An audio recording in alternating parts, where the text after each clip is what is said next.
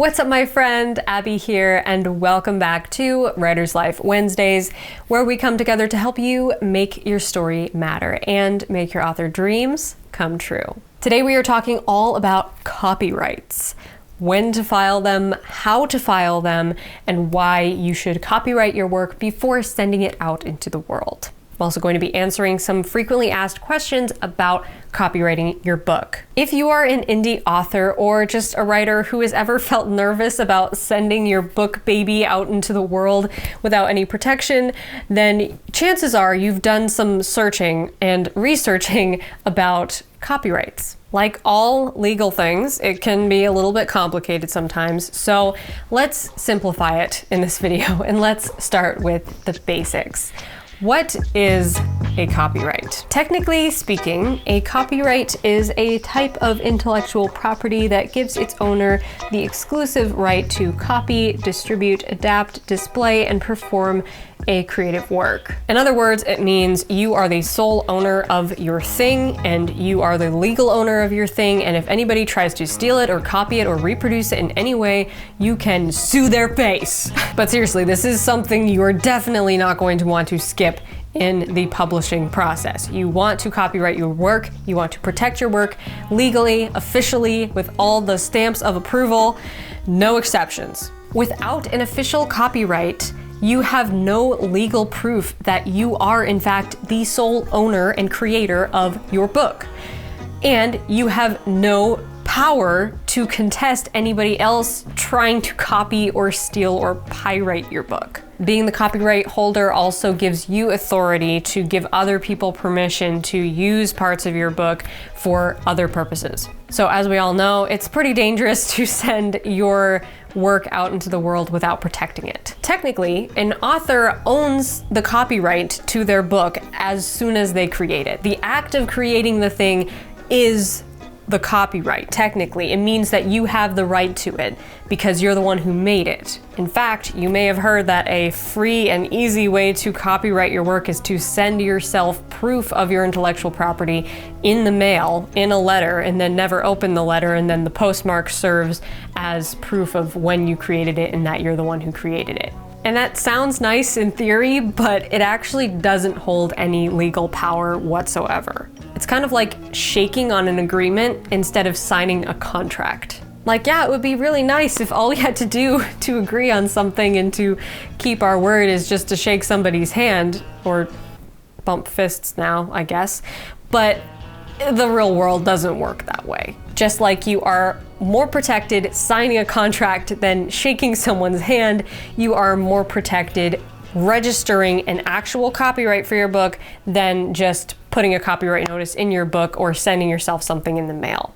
That actually does not count as an official copyright, and if somebody tried to steal from you, you couldn't take them to court with that. That being said, when should you copyright your book? The short answer is this. It's time to copyright your book when you receive your manuscript back from your editor or your last proofreader and all the changes have been made to the book. Okay, you want as close to the final official version of your book that's going to go to press.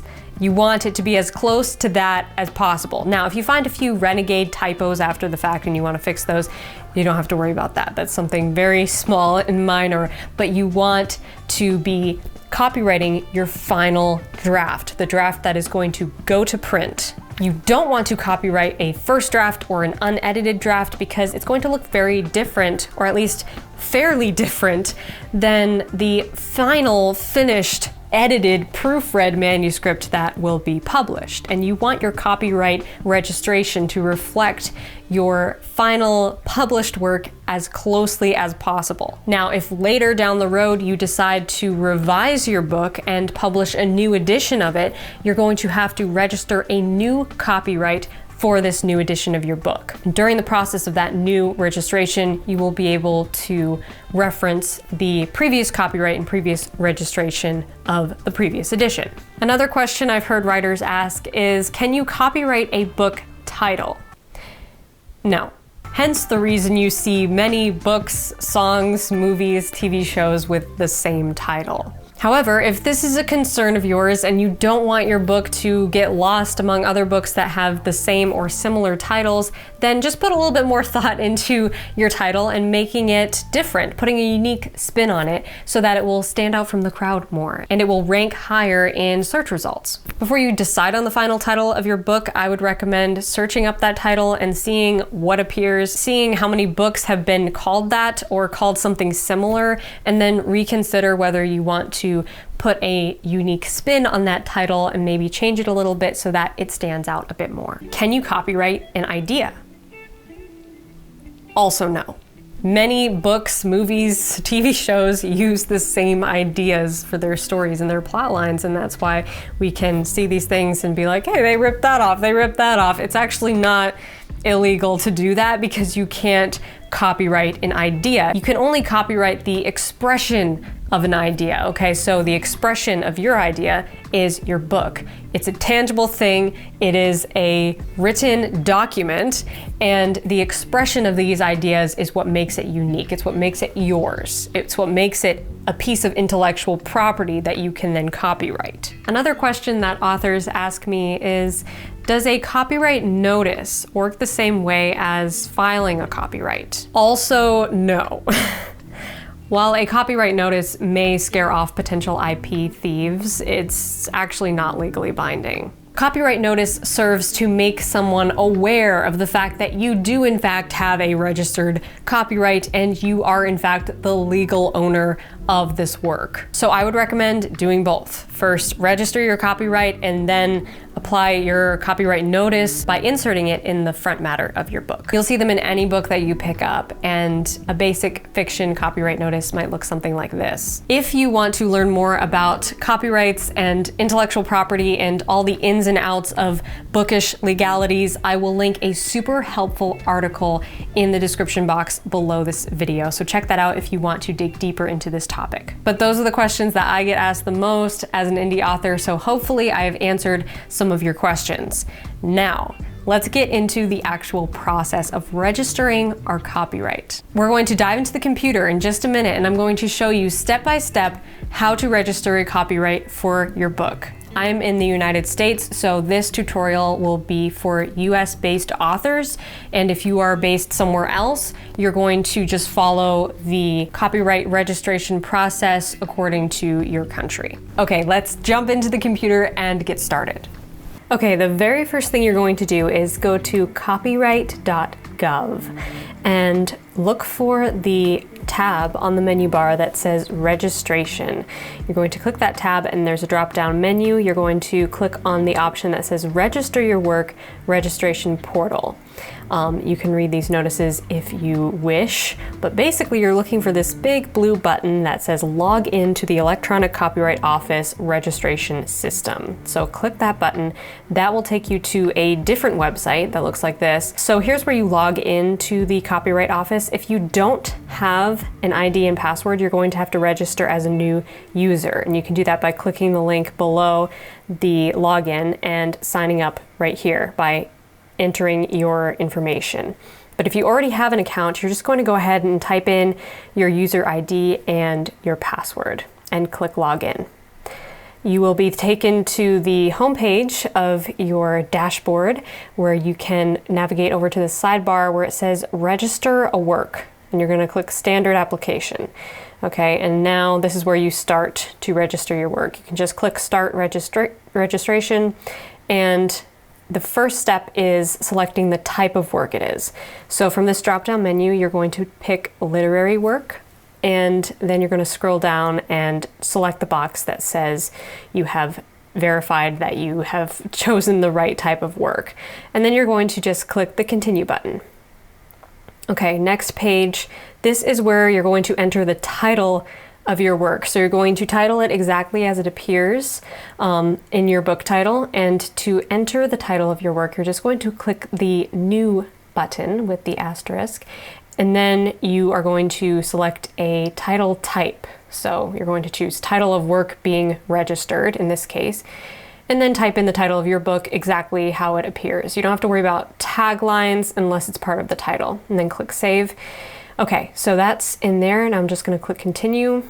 into the next step. Okay, has this been published before? In my case, no. So if you have not published yet, you're going to select no, and then you're going to type in the year of the publication. Okay, so it says year of completion, and that's when you are publishing it. So for my case, this is 2023. So I'm going to click continue.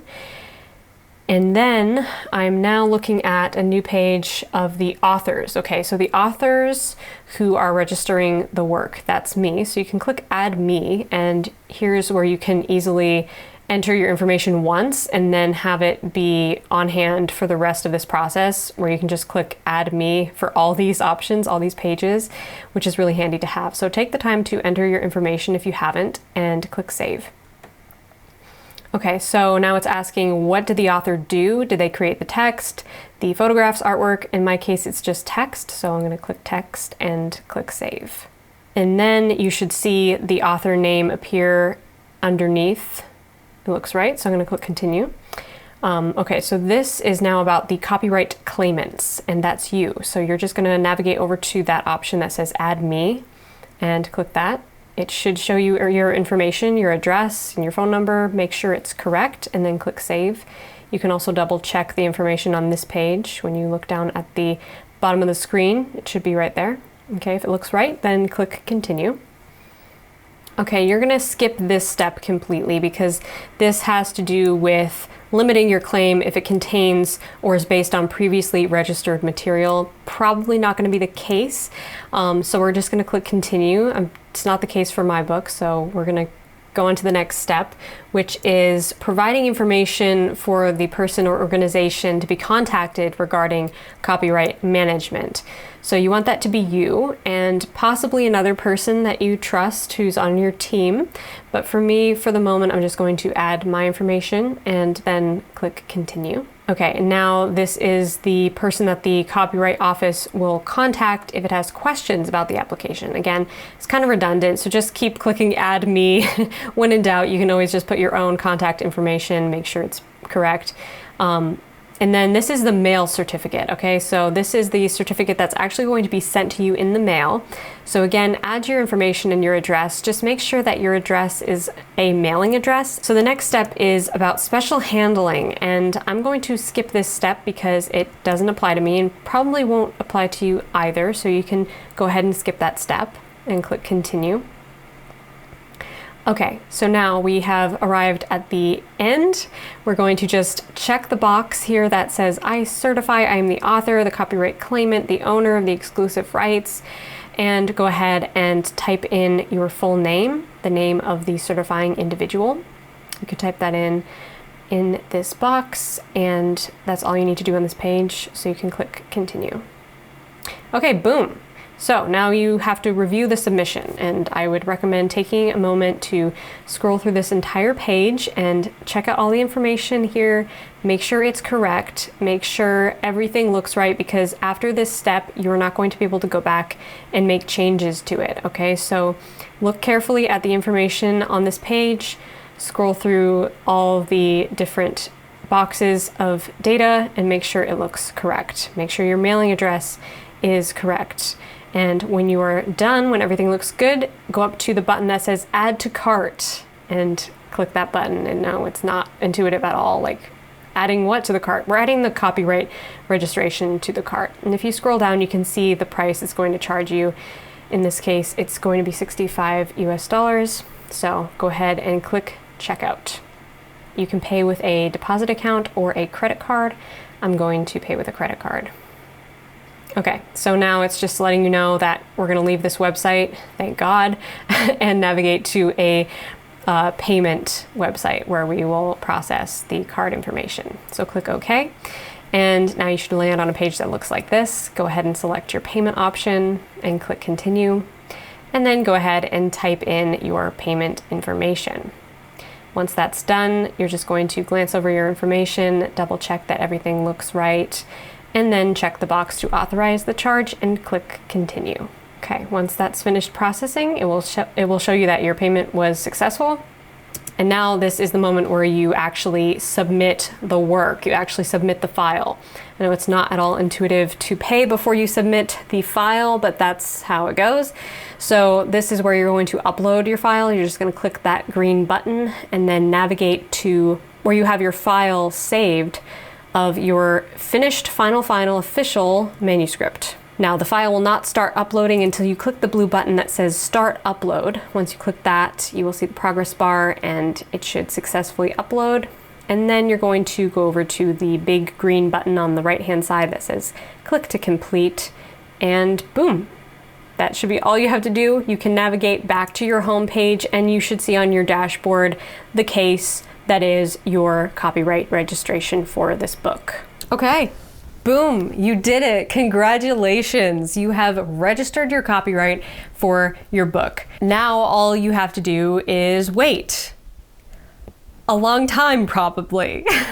Don't worry, your copyright will be active in time for your book to be published. Usually it takes a couple of days, maybe a business week, and they will send you a confirmation email telling you that everything's good. However, it will probably take months for you to receive that letter in the mail because everything takes a long time with government stuff. However, your copyright is active even before you receive the letter, so you don't have to be afraid that you haven't received your letter yet and your book is going out to the world. Oh my gosh, what's gonna happen?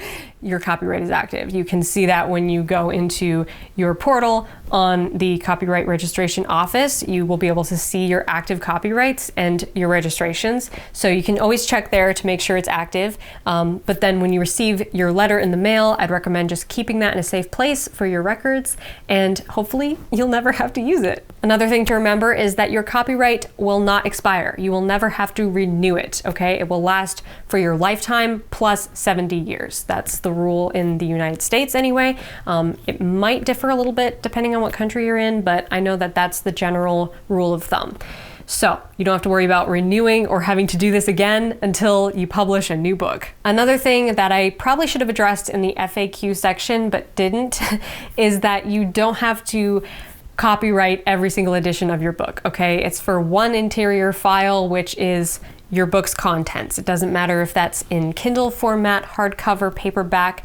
Those are not separate copyrights, okay? You are copyrighting the book, and then the different formats you publish don't change what's in the book. So you don't have to register a new copyright for each new format that you publish. Only if you write a new edition of the book and actually make changes to the content, that's when you would register another copyright for a new edition of your book. But there's a difference between editions and formats. Okay, that's it. Hopefully this tutorial was helpful. Hopefully this video answered some of your questions about copywriting. If it did, smash that like button and comment below. Tell me how it went. Tell me what stage of the process you are in your indie publishing adventure. I would love to hear all about it. And again, if you want to learn more about the ins and outs of copywriting, your work, and the different legalities with publishing, check out that article that I linked in the description box below. I think it'll answer a lot of your questions. Subscribe to this channel if you haven't already, because I post writing videos every single Wednesday,